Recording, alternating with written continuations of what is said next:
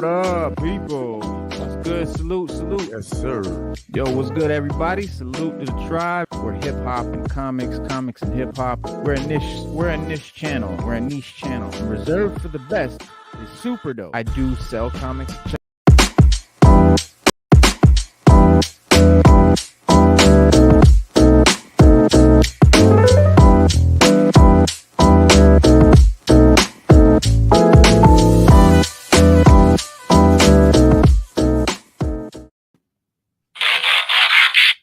Yes, sir.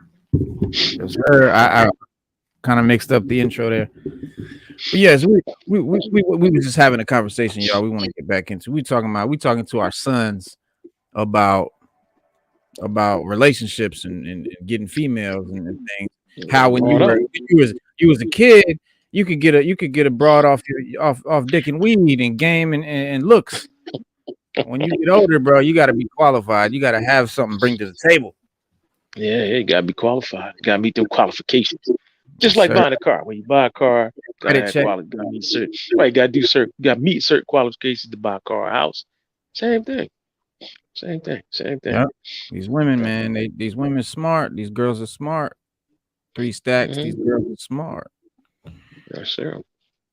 But yeah, like, yeah, especially when you get up to our age. If you a single man and in your 40s, you better have your shit together. These broads, they not with it. You should have it together, man. If you're a single man in your 40s, I mean, you should have it together in your 40s period. I don't care if you're single or with somebody. Single or not, have it together, man. Stop making excuses. Stop being, you got so many people right now. They just so misled, man. Like when you in your 40s, like you working towards your old age, your retirement, the days where you can chill and relax. You got jokers, they want to chill and relax right now. Don't do nothing, man. You work hard now. Be good later, man. Hey, like RZA say, he who works like a slave eats like a king.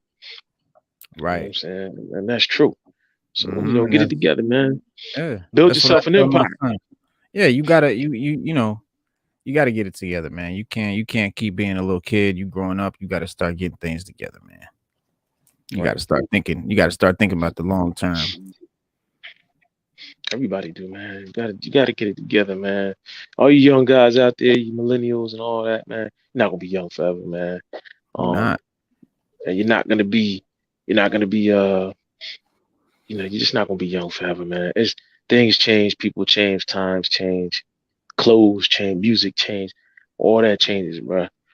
Don't be left standing in the dust. You know what I mean? Don't let stuff pass you by, man.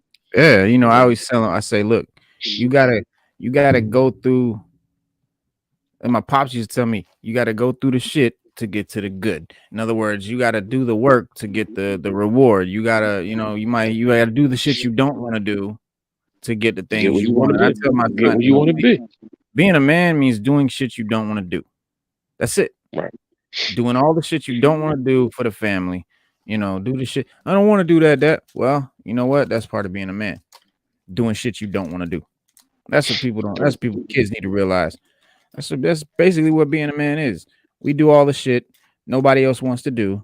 We don't get no appreciation for it. And that's it. That's being a man.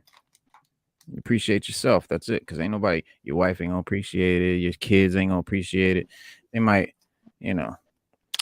but they not really. Not for what you deserve. Men, we deserve way more than we gonna get, but we'll never get it. That's being a man. You grow up and you learn to accept that. That's the way I see it. Because as a kid, as a young man, you think, oh man, I'm gonna get mine, and get what I deserve, get my respects and my propers and all that. Once you be a man, you're gonna find out that all that respect and propers and what you deserve, that shit ain't part of being a man. Peacemaker found out the hard way. Yes, he did. And he also in the beginning of the episode, you see him flashing back to the day he killed his brother. Yeah. The whole time he thought it was his fault. His dad led him to believe that. But what Peacemaker found out as he got older is that's what his dad did. He was a manipulator. That's why he was the white dragon. He manipulated people into believing his plight, his rightful thing. And when people need something to believe in and they hear a voice that's pretty loud, that's saying the things they want to hear, You know what I mean? And doing the things they want to do, they fall in line, and Right. that's what happened. Yeah. He's out there fighting his brother, which I don't understand why a bunch of grown men and women out there they wasn't out there fighting. Why they put the two kids in the ring? Yeah, I mean, That's that's yeah, it's the same thing with like dog fighting and cockfighting and all of that. You put the two animals or the two kids or whatever it is and watch them go at it. It's kind of sick. But right. it is always a glorious time of the week when James Gunn's Peacemaker drops on HBO Max. Following last week's episode, the White Dragon is after Chris, aka Peacemaker, and he's ready to slaughter his son. Right, sins of the past catch up between the duo and lead to a shocking ending in Peacemaker episode number 7. Um, it's kind of weird, there's catharsis, and then there's shooting one's white supremacist supervillain father in the head with a Nazi era Luger pistol catharsis. Stop Dragging My Heart Round is the episode, the penultimate episode of Peacemaker season 1. Opts for the latter and is all the better for it. It's a Right. little strange as far as penultimate episodes go. Part of it is spent wrapping up Chris Smith's struggles with his father in spectacular fashion, while the other part deals with setting up the climactic battle against the butterflies in the finale to come. And as such, the episode is a bit tonally confused and relegates what should be a series highlight to a mini boss battle on the way to the big one. Still, that mini boss battle is so thrilling and so rich that it ultimately feels like 40 minutes, the show's shortest episode runtime yet, by the way, well spent. You got the White Dragon. He's got his full suit on. He's Iron Man'd out. He's flying through the air and just bashes into the truck and pops in and tears the thing. Look, Chris is like, "Dad, the fuck?" And that's Pops. He just blasting on him, and you see him right there blasting holes through the joint, Yeah, get ready to give Peacemaker work. getting him work. You know what I'm saying? The more and more that we have flashbacks of Peacemaker's childhood, the more and more disgusted I become with his father. And this episode opens with, like you said, the gruesome death of his brother. Um, and it's apparent throughout the last few episodes that Peacemaker was close to his brother, and to some degree, his father blamed him for his death.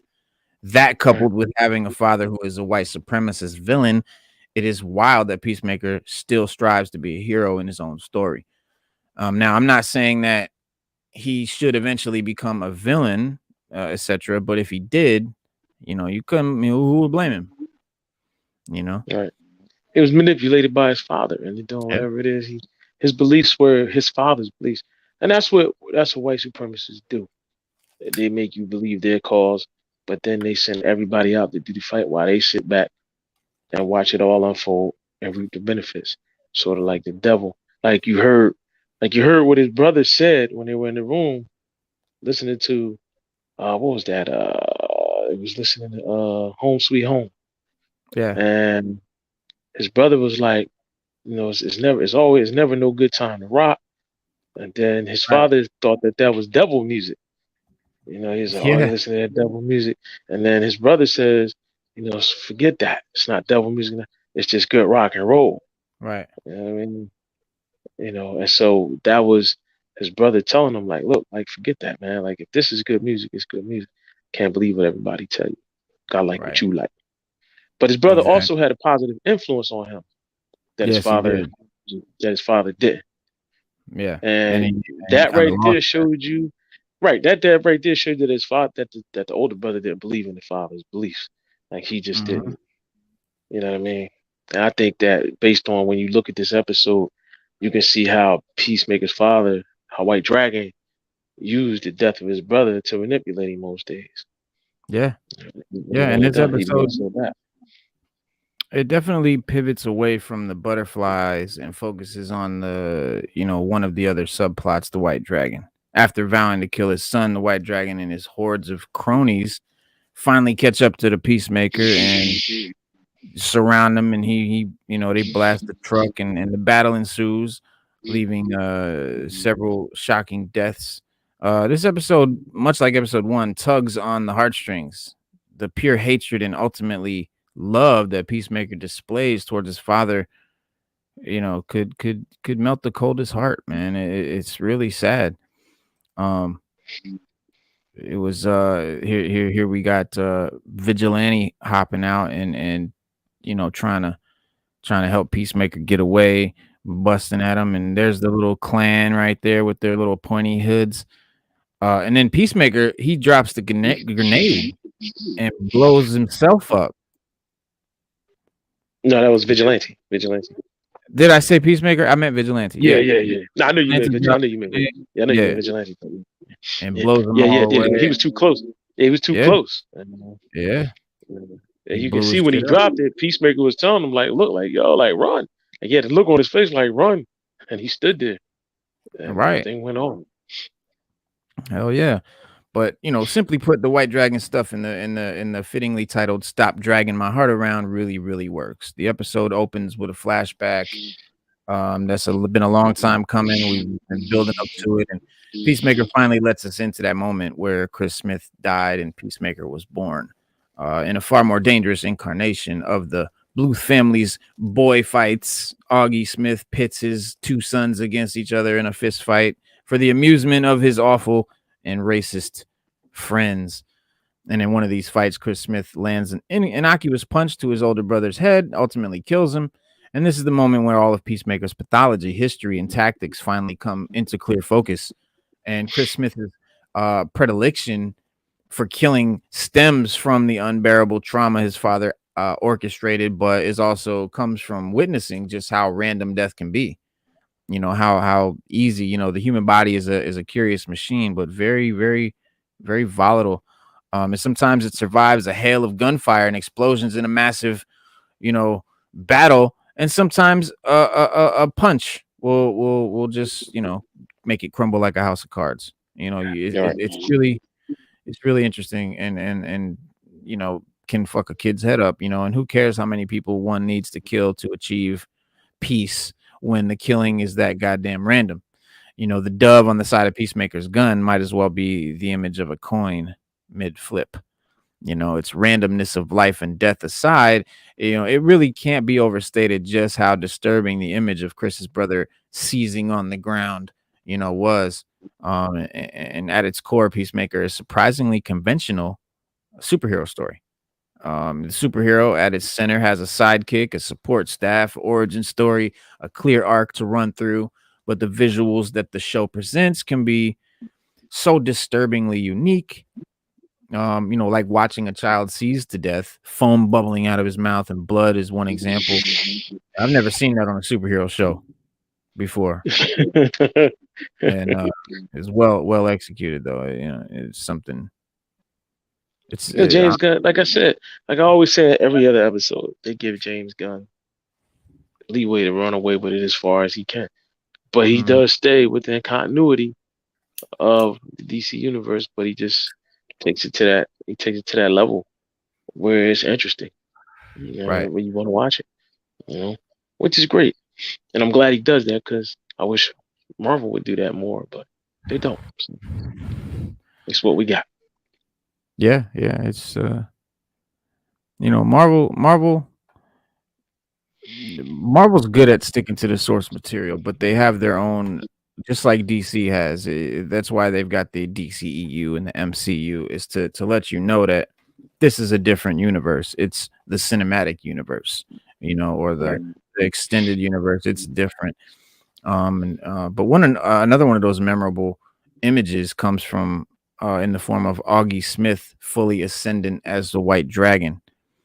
Yes, that's You with know, the whole costume. Because oh, in the Marvel universe, I mean DC universe, he is. They don't know if he died or not. The last battle he had, they just assumed that he died, but nobody knows, and he hasn't been seen since. yeah, So right, this kind of makes sense. But like you said, this is the extended universe. But in this universe, he is um Peacemaker's father. right, yeah, which is different. But and then the whole Klansman thing, like he's there, he's got his followers in their clan hoods, and I don't know why, but I still find something so striking about White Dragon being bro, a that's clear bro, Klansman rather than generic that's in racist. the comic. Bro, that's in Yeah. the comic. Oh yeah, yeah. If you Fascist, go back and bigoted, read the factious. comics, yeah, You go back and read the Mhm. comic. That's all in there, right? He ran with another dude, Super Nazi or something like that. Yeah, yeah, yeah, I gotta yeah. get my DC. I gotta get my DC book. It's all Get in the there, bro. encyclopedia. I know, I know. Yeah, and Fascist bigoted they actions like the Nazis have always been like cartoonish villains before on screen and television, including in the MCU in titles like Captain America, the First Avenger. yep. Still there's something so like jarring about a superhero show directly confronting the reality of the Ku Klux Klan in America's past, present, and presumable future. Peacemaker isn't necessarily Watchmen in its exploration of American racism, but it's still quite ballsy. You know, Not it really. I also mean, it is. It's not like we've never seen it. When you right. watch, what was the movie with I'll tell my damn tongue. Edward Norton. Oh yeah, Uh, American X History American X. something. History X. American Hmm. History X. That was a Hmm. good movie, but it brought to light Hard to how watch. fucking brainwashed he was Yeah, right. before he got locked up. Like he It was does. straight brainwashed. Like he It was does. straight up brainwashed, It and he explains lived the in his own world. brainwashing Yeah, that they go yeah, he through. straight Yeah. up. Yeah, he straight up lived in his own world. And then when he Hmm. got locked up and he saw, like, well, wait a minute, hold up. It's more than just, it's more than just, us out here. And it's other people that are just as hateful as me. And, I'm in here and these guys don't give a fuck. They just they want me to do their dirty work and do it. But I'm in jail. And when he was in jail, he figured out nobody came to see him. Yeah, None of them. and he made a friend with a black dude. And see, I said this before on the show many months ago. Anytime you take one of these ultra racist, white supremacist, neo-Nazi, Klansman, skinhead types, and you sit them down with any person of color, and they end up talking to that person and becoming friends, they renounce that shit because the reason that they feel that they are in those ways is because they never have exposure to any people of color. They're never and yeah, they might see or interact somewhat with the people of color, but usually not much at all, and definitely not any in-depth conversation or anything, resembling a friendship or anything like that. But as soon as they do, you see it. Like the black dude that infiltrated the Klan, and he was like going to Klan meetings and all of that and hanging out with Klansmen, and he that the one Klansman in the documentary, he was like, I never really talked to a black guy before, never really hung out with a black guy before, but you're real cool, and I don't know what the fuck I was thinking, and now I'm not now he's not even down with that shit no more. He burned his robes and all of that. So I think that's I think that's gonna happen anytime you really take one of those people away from the group, because it's group mentality. It's mass, what do you call it? Like mass hysteria, like group think, follow the sheep type of follow the leader kind of thing. But if you remove them from the group and you put them in a one-on-one with any person of color, you always hands down, you never it always goes and turns around, because Right.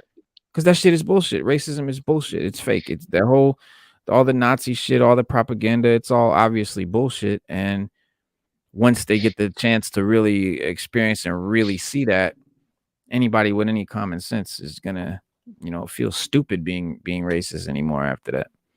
You just feel like a moron. So I'm sure that I think anybody, can be cured. But as long as they're in that group, like Peacemaker, he got away from Pops and he got away from that neighborhood and those people, and he was able to able to see reality. What up, Legion? Salute. Legion, what's going on? What's happening?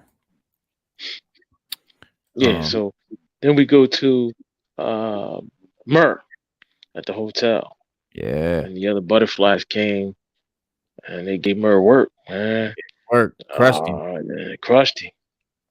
And then walked off, went and got something to eat after that. But Yeah, yeah, and then Marco, Myrrh, remember she scooped him up. yeah. And She's she like, was "Oh like, no!" damn, She gave him his little like dap. wow. Look at that little finger Yeah, dap. yeah, yeah, little finger dap. Yeah, look at that. So cute. So cute Yeah, little yeah, finger dap. Yeah. yeah. And then look at that. He shot a white dragon with a Nazi With the pistol. Nazi So pistol, so poetic. Yeah. It's more like ironic. More like ironic, Legion. Ironic, yeah. Irony. Yeah, Ironic. irony would be or poetic irony about Poetic that. irony.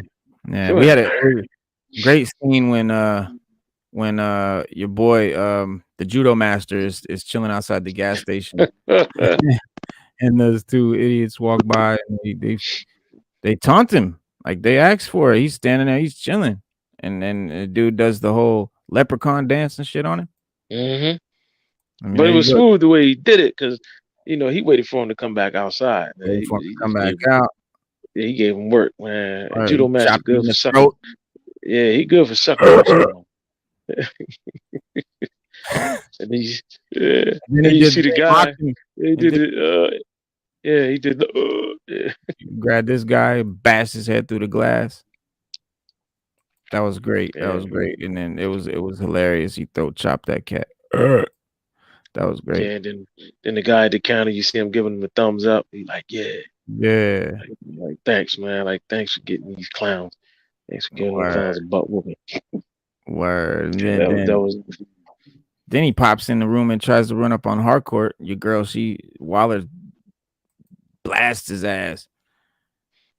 yeah. Hits You him know with what's crazy the taser. about that? As much as he keeps sneaking up and punching people, like he's good for Yeah. sucker punch. Because the hardcore Right. says she says, this is the last sucker punch. Because he Right. does that. Like and Yeah. so now she did it to him twice. She got him twice. She shot him once. And Mm-hmm. then the second time she hit him with the taser. So, Right. it's like giving him a taste of his own medicine. Yep. It's just giving him. He's so little. He gotta sucker punch you, I think. He can't hit up fade nobody. He can't run over. Because No. remember when he didn't sucker punch Peacemaker, Peacemaker gave him work. All right. Yeah. Yeah, dude, this shit had me dying, bro. Oh yeah. With Vigilante. Vigilante. Yeah, he He's over said I there can't taking pee when. Yeah, he said. can't pee when Like it's what closed. happened to using his? It took clothes touching his butt, man. Use the zipper. What happened to the zipper, man? But I was laughing so hard because I used to remember being in school. Remember, and you walk in the bathroom, and it'd be always that one kid. He got his pants at his ankles, but he's at the urinal taking a piss. And I used to always be like, "Why you got to take your whole ass out to take a piss?" I used to always make fun of them kids. Like, what are you doing, bro? This shit had me dying. Had me dying. Oh, where we at? Where we at? Oh yeah. Then he shoots Pops in the forehead. Boom, and they whooped up all the other guys, right? And Yep. there they are. Yeah. So there they are. That's Condiments. Peacemaker. He's like kneeling in front shot of everybody. Mm-hmm. He's kneeling down in front of his father, who he just shot, and obviously, that's gonna be traumatic. It's gonna hurt you, regardless, even if your father is a racist piece of shit. It's still your dad, I guess. Still, So. That's true. But and then he gets that hug from Eagly. Oh yeah. The funny part was he looked right there. I couldn't stop laughing when he did that. He said, "I'm gonna get proof." Yeah, I had to get the picture. Yeah. He had to get proof that time. Now, do you and Zartan have the same relationship? Does he hug you from time to time? It's funny because when I grab him, he'll literally open his arms wide and reach all the way out to grab me, and it looks like he's trying to give me a hug. It's funny. Really? Yeah. Yeah, because he usually. If you try to stick your hand in the cage, he'd be trying to bite you. But once you get him out of the cage, he's fine. I think it could be territorial, or maybe inside the cage, he only sees the arm coming in. He doesn't know what it is. I don't know, but some reason going in the cage, he bugs out. Maybe he know that's his space. He tell me like, yo, you in my space, my man. Like, what's up? Right. You in my space, dog. Like, right. Like you don't want to get, judo chopped. Mm-hmm. Because I will judo chop you with my little lizard arms. Yeah. But Vigilante, man, once again, the comedic MVP. The comedic MVP. In the span of roughly 10 minutes, he takes his pants off to piss, adopts a very little interpretation of the phrase, "There's no bad time to rock." He mistakes Peacemaker's anguish and tears over, just having killed his father is more of facial exercises. Yeah. Economos, meanwhile, gets plenty of good moments in as well, mowing down the whole army of Klansmen and dryly noting that a grown man trying to put a helmet on a raccoon went about as smoothly as anticipated. Uh, That was so funny when he said that, and yeah, because yeah, Peacemaker was, damn, that was harder than I thought. And kind of was like, yeah, I kind of yeah, thought it would have went that way. Like, yeah. That's what we expected, right? yeah, like that's what made the whole thing funny. Was how kind of was just like, nah, I pretty much pictured it would go that way if you just jumped on a wild raccoon and tried to tie a helmet to his tail. Yeah, Right, right, right. yeah, Yeah. Peacemaker. But the way Peacemaker was like just so oblivious to the whole thing, that's what made it funny. Mhm, mhm. But then you see that with Vigilante as well, because Vigilante is always he always does that. Like no matter Yes. what, he's just disconnected from everything. Like everything's just different for him. Like Yeah. when they were in the vet getting eagerly repaired, he uh he wanted to shoot the nurses. Then he started talking about the guy being a male nurse. Guy being a male And he said, nurse. Yeah. yeah, he was like, man, he was like, what kind of shit is that? Like why he said, how could you even wake up in the morning and know you? Right. She gotta fuck with you. Uh, Right. and then you got, well, Harcourt, right? She's the natural born leader of the group. And I can see her more akin to Amanda Waller than Adebayo. And she as she takes the reins and leads the team to kill the cow, which is a hideous creature, by the way. I cannot help wonder if she will eventually earn the trust of Waller. She seems like she'll be more of the company man type. Um, But she said Waller doesn't trust anybody. right. Yeah. So No. I wouldn't be surprised if Waller had put two people in there to watch, to watch the group. Yeah. Yeah. There's Sent her always daughter and somebody else. a hidden. And So there's it's not that Mern, Harcourt, and Adebayo scramble to assess the current butterfly threat is bad by any means in this episode, but it can't really hold up to the high octane action of what's going on the other side. With even Mern, getting killed doesn't quite have the dramatic effect that one would expect it, or I think that it should have, um, because of the intensity of what Peacemaker and them is going through. It kind of was like, yeah, let me get back to that. It was kind of lackluster a little bit. The you think diaries, so? yeah, I mean, I think that it would have been more of it would have hit harder if the whole thing with Peacemaker and them wasn't going down with his pops and all of that and the brothers, like that was the main focus. And then it was just like, oh, and Mern got killed too. Like that should have been the whole episode climax. Mern getting killed, but I don't know. I think it shouldn't have been in this episode. This episode kind of, I think, Oh yeah, yeah. you Instead know what I of mean? like them driving, right? I Mm, think we should have showed them. Right, I get it. They should have showed Murray dying last instead of them yeah, riding or off to go kill the right, cow or them prepping the cow. Getting all the fluid they can get out of the cow. But the right. cow looks like it looks like Silky from Teen Titans. Yeah, I don't know what the fuck this thing is, Looks like Silky from Teen Titans, the worm that Starfire always has. and it's On Teen huge, bro. Titans Yeah, Go. yeah, On you're Teen right. You're Titans right. Go. Yeah, it looks Yeah, like yeah. Silky. It sure does. It sure does. And it's massive. I mean, look, there's a little man here on the left climbing up the ladder. That thing is massive. This was in the after credit scene, I believe. No, this wasn't. This was at the end of Yes, the scene, and very at the end. end of the season. Yeah, it's the very last scene. I mean, this thing is hideous, bro, and it like I said, it's massive. Um, but the Peacemaker, the creature that supplies the butterflies with their amber liquid food. That's where they get their food. And but it's a lot of questions, I think. It bears no resemblance to any known DC aliens, demons, and creatures, except like you just said, Silky from Teen Titans Go. But all the evidence suggests that the cow is an entirely original creation for this show. And it's not surprising, considering how the butterflies themselves are also original creations for the show.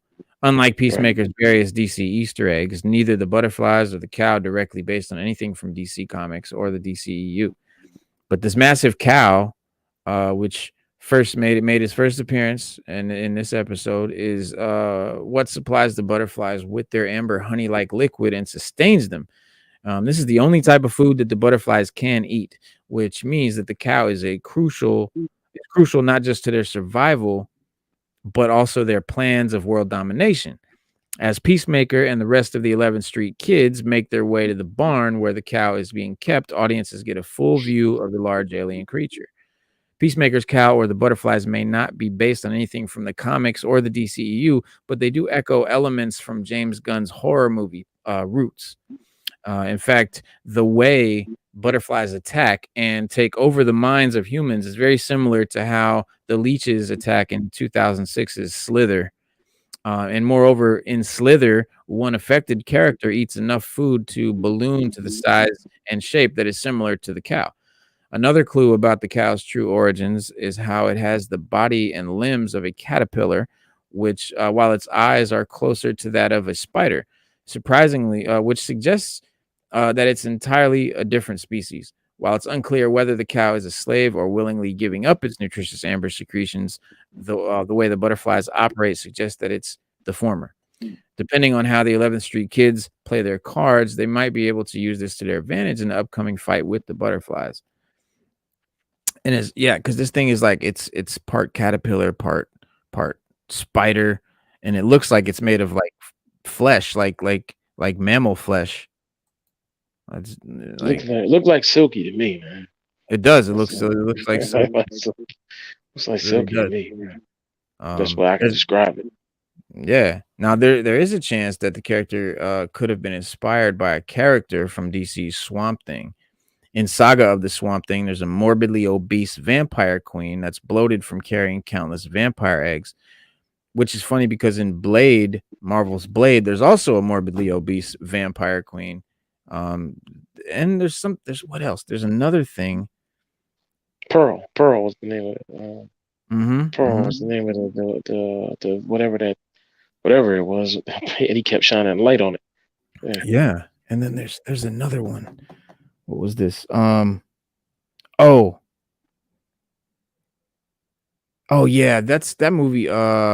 Sword in the Stone. Like there was like a Lancelot movie, like a Sword in the Stone, King Arthur movie, with Jude Law, and there was this big creature, like big fat That was blobby. Excalibur, I think it was called. Like, Like or King Arthur, something like that. Arthur, I think it was just called Arthur or Oh, something like that. Arthur or something. Yeah. Yeah, because I watched it on it was on Netflix. I watched it on. It was actually Yeah. pretty good. They said it flopped at the box office, Wasn't bad but at it was all. a hit. Nah, that's what I'm Yeah. saying. They said it was a hit. It was a hit once they put it out for streaming, Yeah. but it flopped at the box office. So they It wanted could have it to be. They wanted it to be the opposite. They wanted it to kill at the box office Yeah. instead of the Yeah.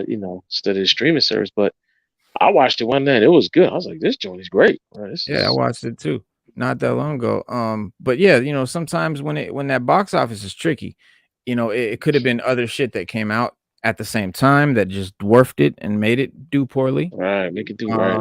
Or the time, whatever time when it came out, it could have just been a bad time for people going to the movies. So that box office, when you put something on streaming, that's when you really find out because people are at home, they got time, they're comfortable, and what are they watching then when there's no hype, there's no advertising, there's nothing really manipulating them into seeing it.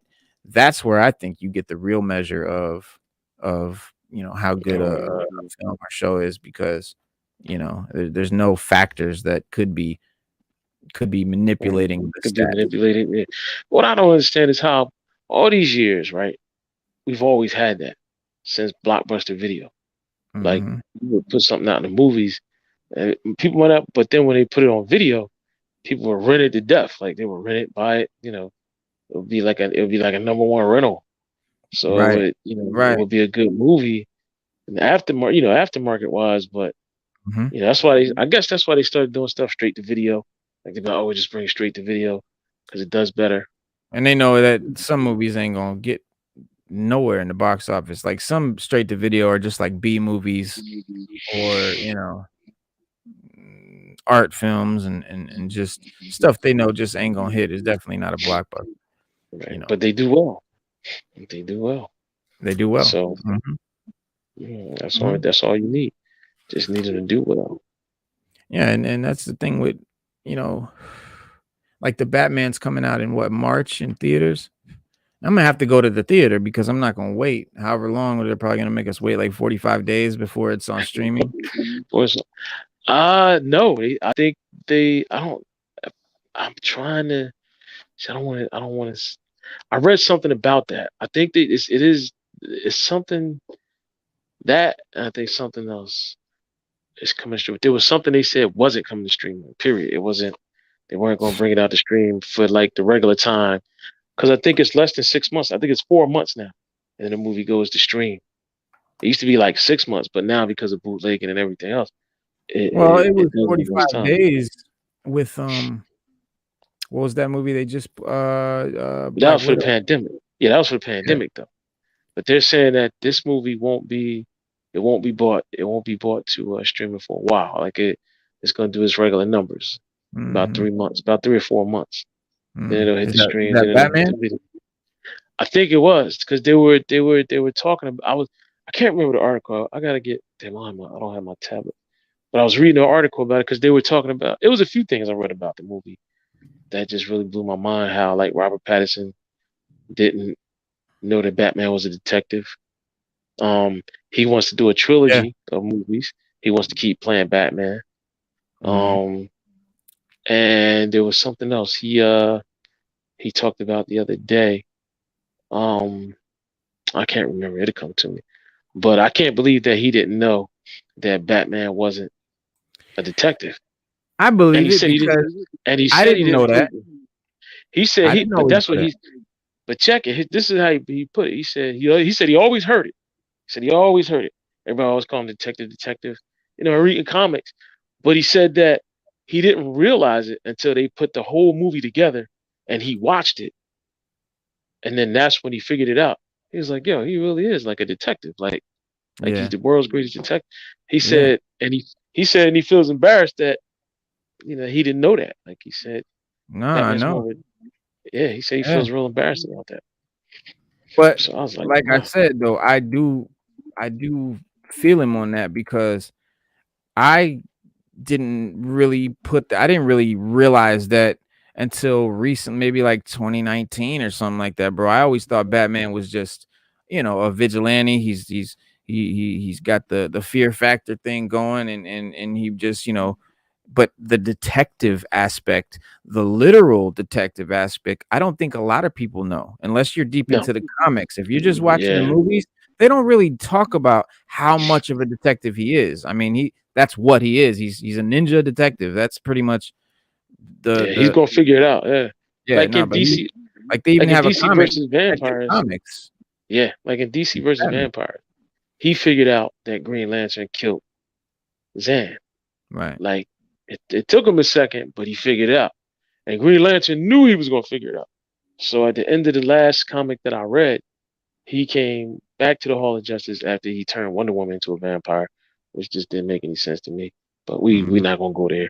But Well, I do have to say that we just it has been reconfirmed that the Batman will arrive on HBO Max 46 days after its theater okay, so release.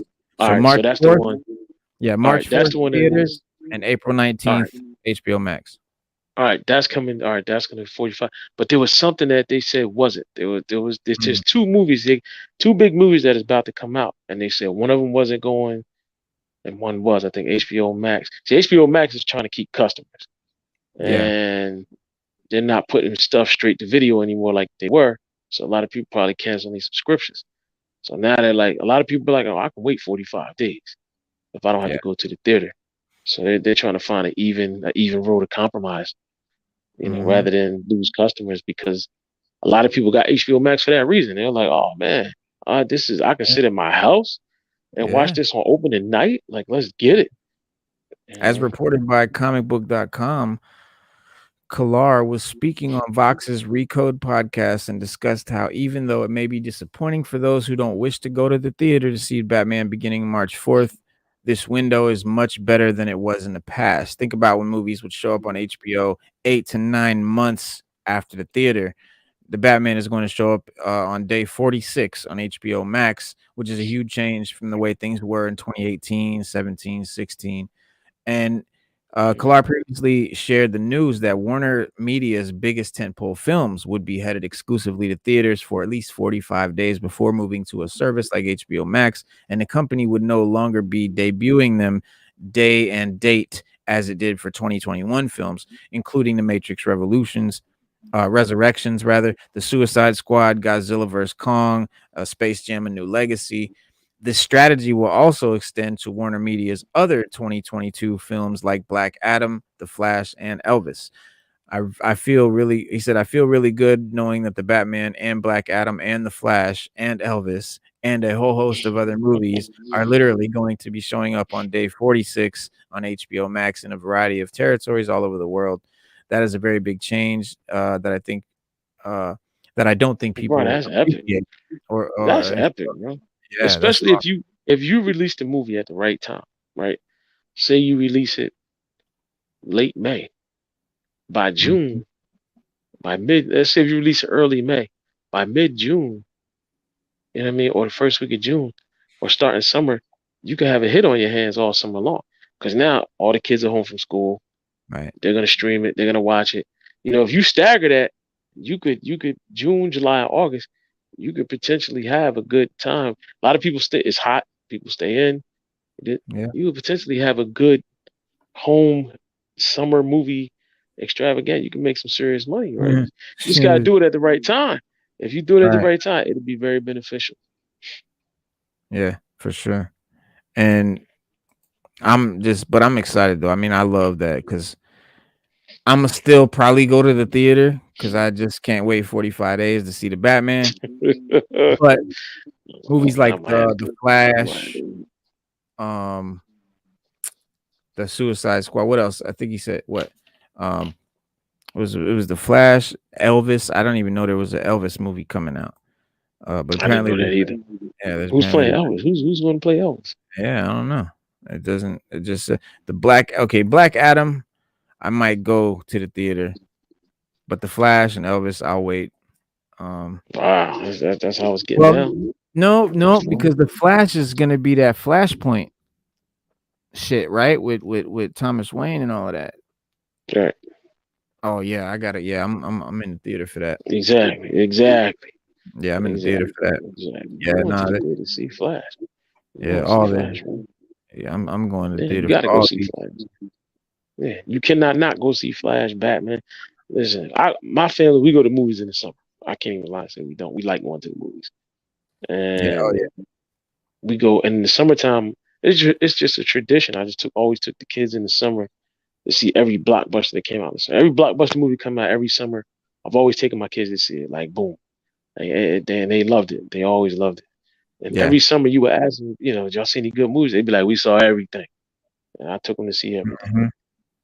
It's just not like that.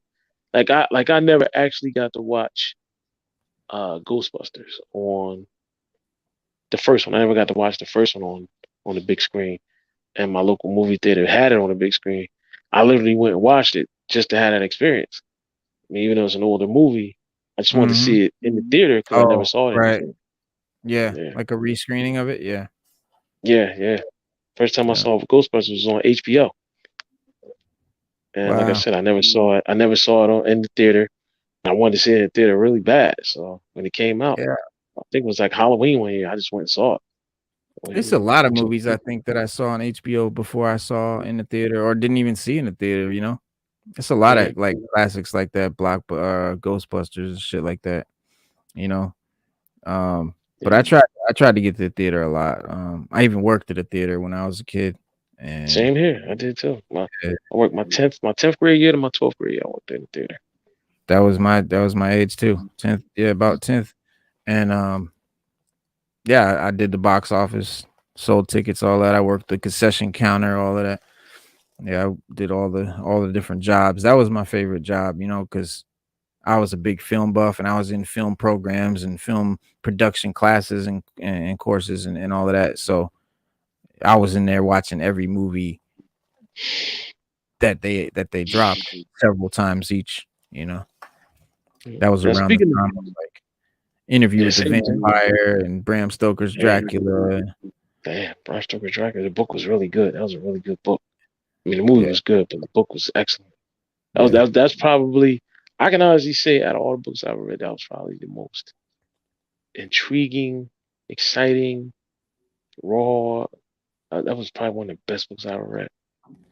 It's That's probably interesting. It's because it's like a diary. You're like reading the diary of Jonathan Harker, you are. and It's it's but it's just the way it's presented. the way it's Like set up. It's interesting. I think right. I think that's what me it was the presentation. The whole way it was presented is what captivated me when I read it. I like that. I like the way the whole thing was presented. I thought it was just so cool. Interview with a Vampire was good, but not like Bram Stoker's Dracula. It just nah, it just wasn't. Yeah, different kind of thing. Yeah, Yeah, yeah. I was obsessed with Anne Rice with all of that stuff back then. Was he? Yeah, I was deep into vampires. I loved all the shit, monsters, special effects. Like I was a That's special for effects you know buff. that. That's for right too. Yeah, making Nosferatu, all of that. Um, you Mm. know, making monster makeup and effects and all of that was like my dream job at one point. Like I wanted to be a special effects, makeup artist, special effect artist kind of thing. And then CGI kind of destroyed that market for a long time.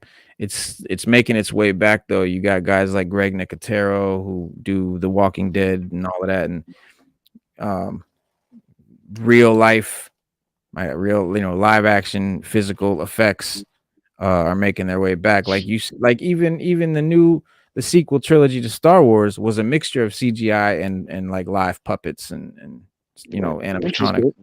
which Which was was awesome. good. Some people didn't like it, but it was good. I thought it was good. A lot I of people loved didn't. it. I loved it. I A lot loved of people. the effects and all of that about those movies, but I just didn't like, what they did with the characters, of course. But Speaking of effects, the did you check out the extended trailer for the Batman, the funeral? It's called the Batman, the funeral. Where at the funeral and Riddler sends the car in and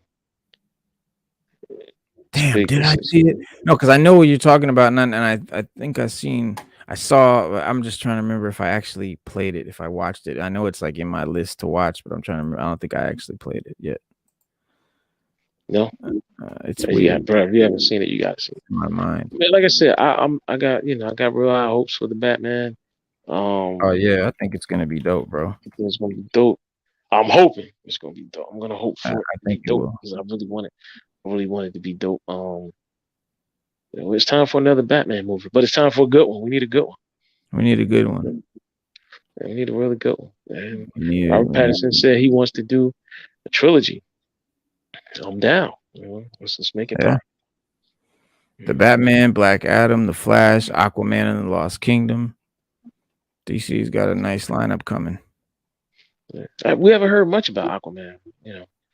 I Yeah, guess we'll hear more as it it's gets far closer away, to I wrapping think. up. Yeah. Yeah. Yeah.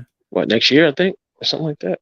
Yeah, I think so. If not the year after, because there's I like I, I re- said, like I remember when they said they were going to put these movies out. Now they like I remember reading about it back in like 2010. I mean yeah, 2011, and I thought that was a long time away. Like I was like, damn, 2022, 2020. I was like, damn, that's a wow. But it's right. here. Like, yeah, I'm like, damn, like it's here. Oh yes, I did see that funeral clip with the Batman. Yeah, yeah, yeah, where they go into the police station, I think. Mhm. Yeah, that was dope. Um Yeah.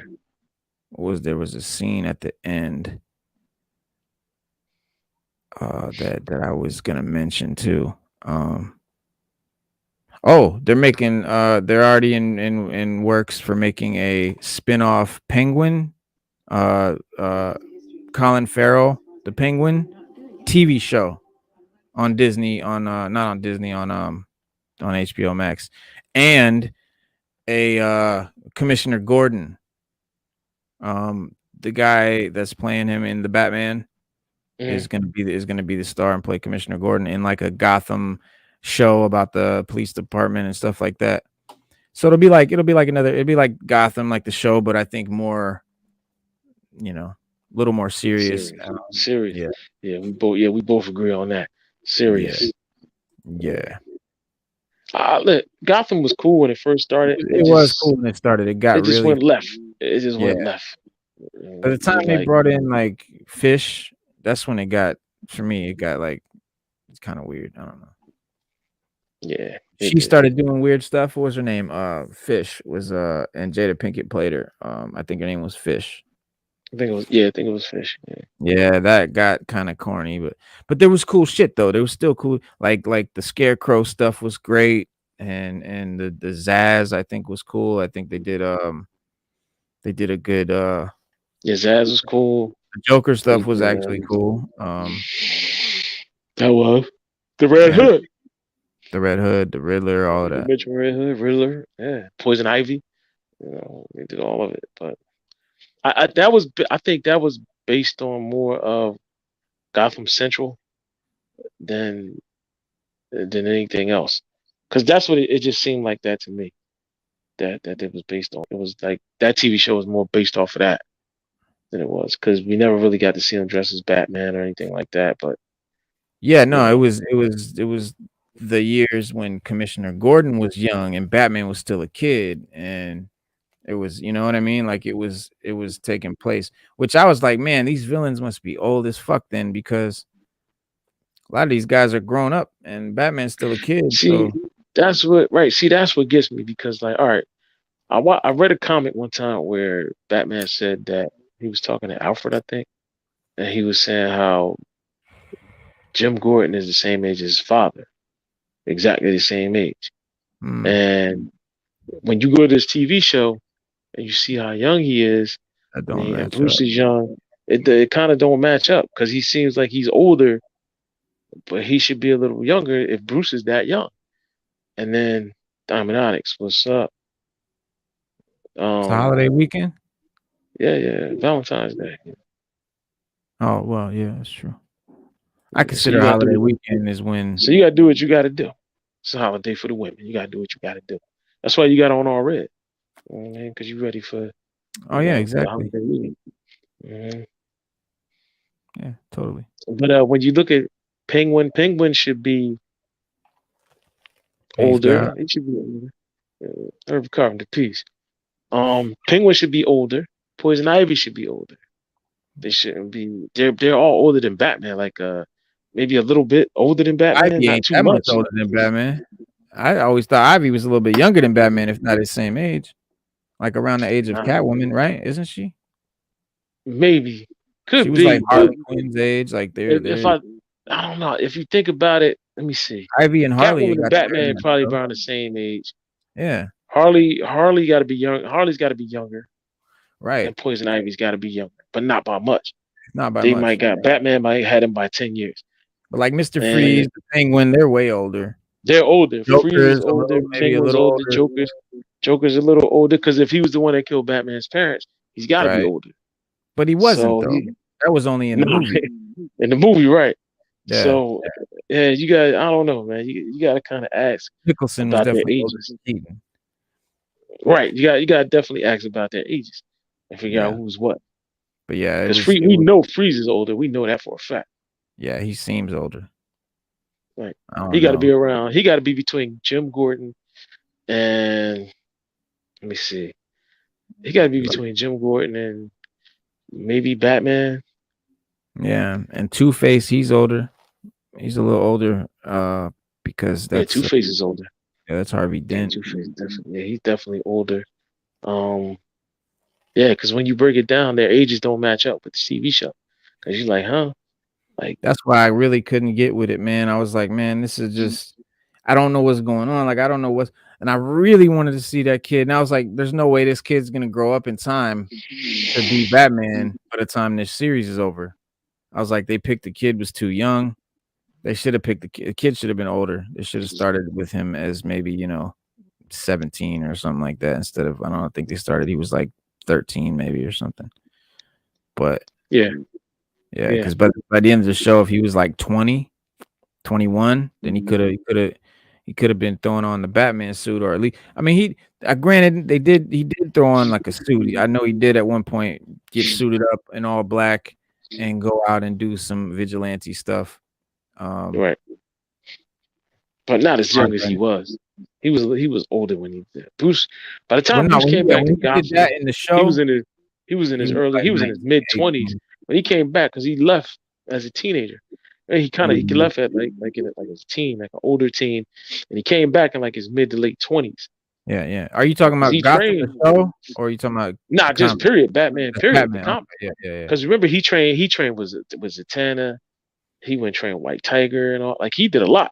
Ra's And al he get the Ghul. skills together. Ra's al Ghul, yeah, Ra's. He went training with Ra's and all.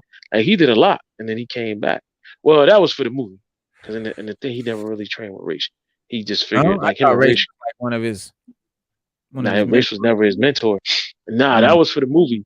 In the comic, him and Ra's just crossed paths because Ra's whole affiliation with kind of being like a like eco terrorist type yeah. thing is what. But Ra's was always impressed with Batman just the way he was. Like he was just impressed like by his whole persona, everything about Batman. That's why he always kind of, Now, why do you if say there Ra's? Because I always see it as Raz. In fact, they as spell it Rachel, sometimes RA''S, like as in Raz, like RA''S, Raz al It's Ghul. Rachel Ghoul, it's Rachel Ghoul. But as I'm asking you, why do you say that? That's the way it's pronounced, Rach. Where did you get that? Why do you say that? How do you know it's That's, pronounced that way? that's how it's pronounced, Rachel Ghoul. It's always been pronounced Rachel Ghoul. Rach. Um, Let me see what it says. It's telling me here that it's Arabic and it's Raz al Ghul, RA''S al Ghul for Demon's Head. Yeah, Rachel Ghoul. No, Raz, RA''S. Yeah, Rach. Yep, you got it. Yep, that's it. It's Raz, man. It's Raz. Nah, I'm sure that there's probably a big. Nah, it's Raz, bro. Come on, Rach. it's Raz. Look it up. Yeah, Look it yeah. up. Yep. You already did. You got it. Confirmed. Rach. Al Ghul. Yep. Yes, sir. Thank you. Okay. Hold on. And yes, that is Raz and not Raish. The actual Arabic pronunciation is Raz, R-A-Z. The creator Dennis O'Neil confirms it. But he's not Arabic though. It's the name, I guess the name is. Raz al Ghul was born 700 years ago in a tribe of nomads in the Arabian deserts. When Raz was young, he became fascinated with science, but due to his nomad tribe, he was unable to study. Raz decided to leave his tribe and move quickly to the city where he could study science. He became so yeah, he was Arabic, but from 700 years ago. Dude, how is And he by the that time old? the Lazarus pits, Oh, he that's go right. every so often he has to go to the Lazarus pit, and then they rejuvenate him.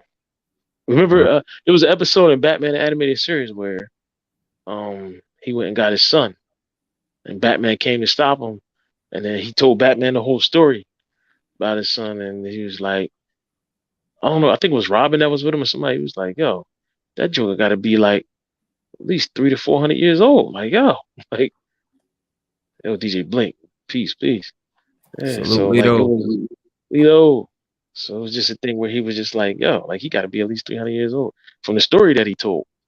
Right. He fought Jonah Hex. Remember, his son fought Jonah Mhm. Hex. He knew who Jonah Hex was and all. Like Ray's been around for a while, man. Yeah. Origin says he was born 700 years ago in a tribe of nomads in one of the Arabian deserts. When Raz was young, he became fascinated with science, but due to his nomad tribe, he was unable to study. Raz decided to leave his tribe and move to the city where he could study science. He became a physician and then quickly married the love of his life, Sora. Later, Raz discovered the secret lair of the Lazarus pit. When sadistic Prince was dying, Roz did not know he was sadistic. Roz tried to save him by putting him in the Lazarus pit. When he emerged from the Lazarus pit, it caused him to go completely insane, and the prince would proceed to strangle Sora and kill her in the process. The king would convict Roz for doing something to his son and sentences him to a slow and torturing death in a cage with his wife's corpse. Roz was eventually set free by the son of an old woman. He tries to save the dying woman but was unsuccessful. Roz was devastated with what had happened to him and his wife, and he decides to take the son of the old woman, and it went to the tribe that Roz was born from. At the tribe, Roz asked his uncle, who was the leader of the tribe, to help him and guaranteed the fall of the king. His uncle would agree, and they began plotting against the king. Roz was extremely knowledgeable with germ theory of disease. His knowledge on it was more advanced than anyone of that time. With that knowledge, Roz would contaminate some of the fabrics and sent it to the prince. The prince became sick, and the king would seek for Roz for the cure. Roz denied him and killed both the king and the prince. He sends the tribe into the kingdom, and they proceed to kill everyone inside it. Right afterward, Roz would declare himself the demon's head. Roz also has a daughter named Talia.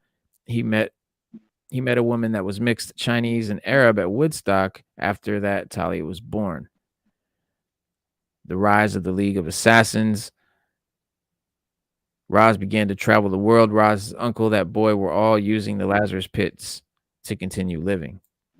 Yeah, while he was in London, Roz catches the boy writing about the Lazarus pits and about his whole life in their language. Roz engages in a fight with him and stop him from writing anymore, and kills him in the end. He became weak after the battle and gets to the Lazarus pits to help him to revive. League of Assassins is a branch organization of the demon. The demon, he also gains a mass amount of wealth through time. He starts creating organizations to rid the world of crime. His first was called the Demon. So it's weird because, like Batman, he tries to rid the world of crime, but he does it by killing everybody, like Peacemaker. Yeah. Right. Yeah. Roz he doesn't care. Terrorist. Yes, Roz don't care. He doesn't really care. Like, as long as he completes his objective, that's all that matters. Yeah. And his purpose with the League of Assassins is to eliminate all the evil in the world. However, he is the evil. He is the evil. He concludes that the only way to do so is to destroy all of humanity and start over. Basically, so that's how he wants to eliminate the evil. Right. And this gives him run-ins with the superhero community, especially Batman. Roz has had many plans over the years that he tried to destroy the world. One includes his organization unleashing a virus called Ebola into Gotham City. He also had allied with Bane and also thought of Bane as a possible heir. However, Talia disliked Bane's brutish criminal personality. Roz also beaten the entire JLA before when he discovered Batman's notes on how to take down every single hero. He is defeated, but was able to get Batman kicked out of the JLA. Wow. So which is what talks about when we talk about he had the contingency plan. Right. And he found out about it. That's how they found out. And they asked Batman. Well, really, there's two ways because there's two stories about that. There was a story where Batman had a piece of kryptonite and they used it on Superman.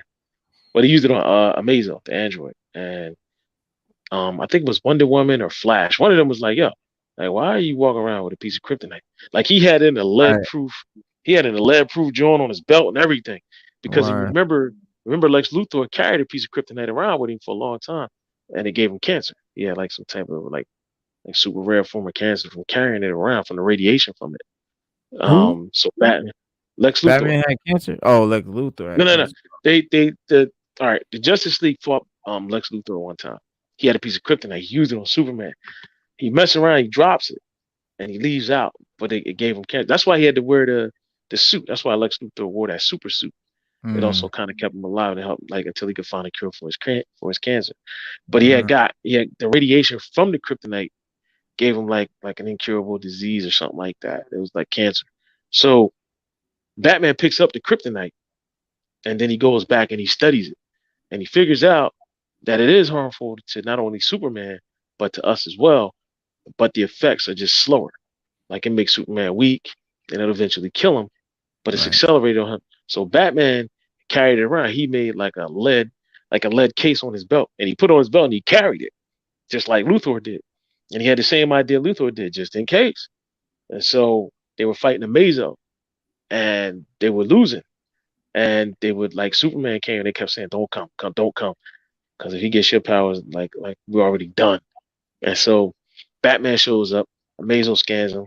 Batman has no powers. He's a regular human. So when Amazo goes to run up on him, Batman pulls out a piece of kryptonite. And Amazo just flops like plow. So he's like, yeah. And Yeah. Batman figured if you got our strengths, you got to have our weaknesses. So at the end of the whole battle, they take Amazo apart. And he's like, yo, I don't know if it was Wonder Woman or it was Flash. Somebody was like, yo, why do you have a piece of kryptonite? Like, do you always walk around with a piece of kryptonite? Like what? Yeah. And What's that about? Batman's like, yeah. Batman like, yeah. So they was like, yeah, but why do you have it? He was like, just in case. And they're like, just in case what? Case He's like, that motherfucker just get in take. case I need it. Right. Yeah. Like he was like, just in case I need it. He So like Superman might get throughout, manipulated. He might get taken over by somebody mentally or whatever. We might have to stop him. right. Throughout the comic, they kept asking him. Like they just kept asking him. So Batman finally just comes out like, you know how Batman, he just came out like, look, mofos, I'm tired of y'all. Like, listen, I got it just in case. I can't fly. I don't shoot beams out of my eyes. Right. I'm not bulletproof. Look, I need it just in case. Like, just in case Superman get out of line, somebody gotta take him down. Right. And it was like, so that's gotta be you. He was like, if that's what it takes, yeah. And he was bold about it. That's So then they started asking the question, like, well, who else you got? He was like, I got a plan for all y'all jokers. It was like, huh? It's like, yeah. And he never showed them for years. Like he would never show, he never told them that the thing when race went down, then that's when he just came out. Because after for a while, he left the Justice League because of it. Like he literally left. Like, all right, they actually kicked You him said out. they kicked him out, right? Yeah. Yeah. And Batman was just like, I don't even give a damn. All I know is y'all get out of line, I'm coming to get you. But there was one that he showed, because there's a couple different stories they tell that surrounds that Batman contingency plan. And there's one story they tell where he's showing Superman a box. And he says, he agreed, what he agreed to do was show everybody somebody else's weakness that could take him down instead of keeping it all to himself. Right. Because there's another story they tell where somebody actually broke in the Bat cave and they broke into the Bat computer and they hacked it, and then that's how they got the information. There's another story where, you know, like the one I'm telling you, where but there's a couple different things that link to it. And there's one where he's talking to Superman, he shows him a box, gives it to him. Superman opens it up, there's nothing in it. And he said it was the contingency plan for Wonder Woman. And he's like, wait a minute. He's like, there's nothing in there. He's like, right. And so he said, what's the contingency plan? And he said, you. He said, you. He said, I will have to get you to. He said, because Wonder Woman's a demigod. And he was like, there's nothing we have that can kill her. So he said, you're not, if you're not equally strong as her, you're stronger. He said, and even if we do kill her, she'll be resurrected. And only a god can kill a god. Right. So he said, we can't kill her, but I know you can stop her. And that was the thing. And so Superman didn't get it. Then when Batman broke it down to how she's a demigod, she can't really be killed. It's that, he was like, yo, all right, I get it now. So then at the end of the comic, he was just telling like you're my contingency plan for Wonder Woman if she gets out. Like if we have to take her down, like there's no way I can do it. There's nothing I have that can stop Wonder Woman. Mm-hmm. You know, unbeknownst to the Batman.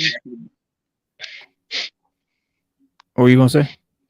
Nah, but he, you know, when it comes to Superman, I don't know, because it's kind of crazy to me because he'll fight Superman in a heartbeat. He'll put on a super suit, you know what I mean? He'll put on the armor or whatever. But Wonder Woman says he has nothing for her. Right. Wonder Woman, Batman has devised. Oh, I guess now he got something. It says, but he can't defeat her in every way. Batman has devised nanites, which, when injected into her body, leaves Wonder Woman trapped in a virtual reality battle against an opponent whom she cannot defeat and is her equal in every way. Her refusal to surrender under any circumstance would eventually cause her to tire herself out and die of exhaustion. That's the best he could do, is put her in virtual reality and make her beat herself. Yeah, and she's a demigod, like he said. So there's nothing I can really So there's nothing I have for that. I don't have anything for that.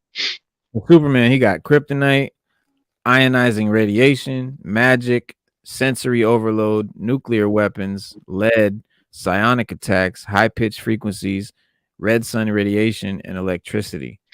He's known Yeah. he's shown a vulnerability to electric shocks, apparently. But the Flash, as one of the fastest beings on Earth, it would be extremely difficult to subdue or affect the Flash while using his powers. One plan Batman has created with nanites, which, if injected near the neck or base of the spine, would cause Flash to become completely disoriented and suffer a seizure while at super speed, easily putting him off balance and misdirecting him, causing him to crash into the nearest wall or hard surface at the speed of sound, leaving him unconscious. Batman has also tried developing a device which harnesses extremely cold temperatures, which, if used against Flash, would rapidly slow down his metabolism, leaving him without his super speed. Aquaman, Batman has begun devising altered version of Scarecrow's fear toxin, which would cause Aquaman to become hydrophobic, causing him to remain from any body of water and become weaker every second. So basically, making him scared of water, have a water phobia. Another weakness would include dehydration, such as placing or trapping Aquaman in a facility or suspending him suspended prison with nothing but dry air. Red Tornado, he got something for. He got Black Canary. He got something for Green Lantern. One of his plans for Green Lantern also revolves around Scarecrow's fear toxin, but without any alterations. Using highly advanced and sophisticated cyborgs stolen from Lex Luthor, the Lantern would be tricked into believing he had made a wrong decision that led to the deaths of innocent people. With his will partially broken, Batman would administer the toxin, breaking it entirely and making the Lantern believe he isn't worthy of his power, as fear is the enemy of will. Green Lantern is rendered blind by his own, or okay, this is another one. Green Lantern rendered blind by his own power ring from a post-hypnotic suggestion introduced during REM phase, and the ring placed on him while he was asleep. Stewart is unable to function without his vision to guide the ring's power, but is able to overcome the post-hypnotic suggestion after his ring is temporarily removed, and methods behind the attack are explained to him. Martian Manhunter. That's what I don't know. Yeah, most fire. weakness is fire. Batman devised the Nanite Virus, which, if introduced to John's body, would convert the outer layer of his skin into magnesium, causing him to burst into flames upon exposure to air. Likewise, a substance taken into his body, such as drink or food, could be laced with the magnesium carbonate, causing him to sweat out the magnesium, leaving his body highly flammable and leaving him too subdued to prevent being set on fire. The fire which would constantly burn, even underwater or other extinguisher. Injecting the Martian with aluminum oxide is the only way to neutralize the magnesium. Damn, he got something for Zatanna. He got a plan for everybody. Zatanna, everybody. He got a plan for all. Dr. Fate, Hawkman, Shazam, Green Arrow, Plastic Man, Booster Gold, Vixen. He got something for all the Teen Titans, Robin, Starfire, Beast Boy, Raven, Cyborg, Bumblebee. He got something for Task Force X, King Shark, Killer Frost, El Diablo, Livewire, Monarch, Fear Toxin.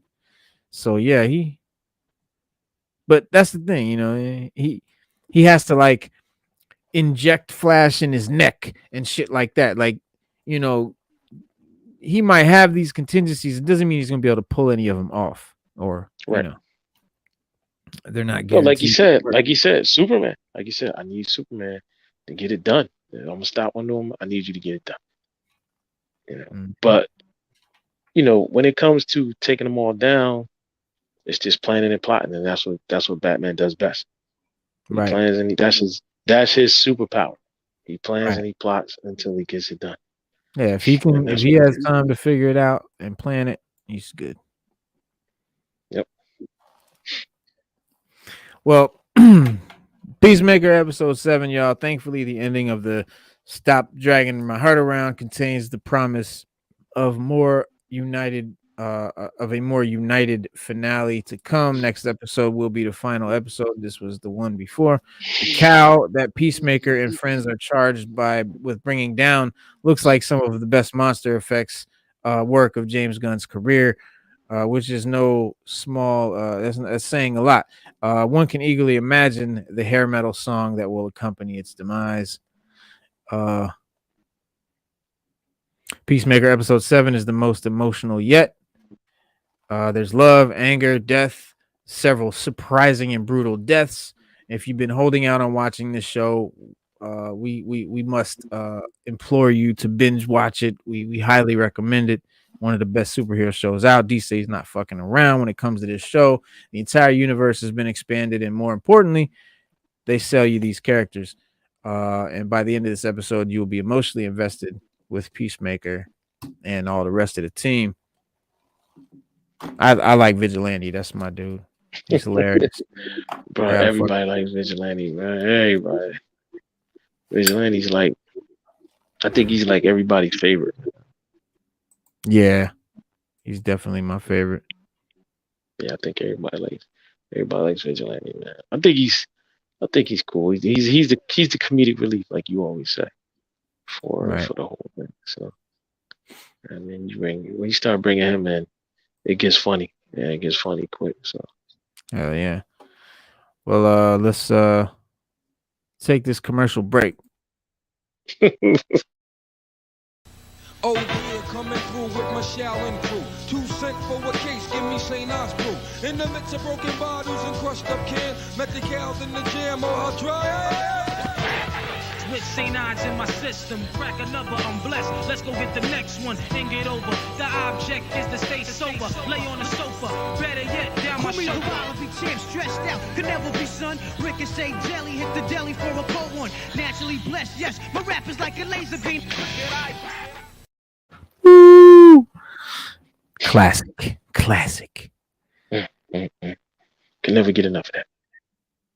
Never get enough. No, sir. Never get enough of the woo. Even Grogu loves the woo. Speaking of Grogu,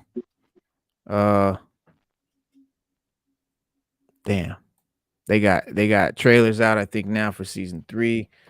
Obi-Wan, we got Obi-Wan on deck coming March 25th. So that's they put a teaser trailer out for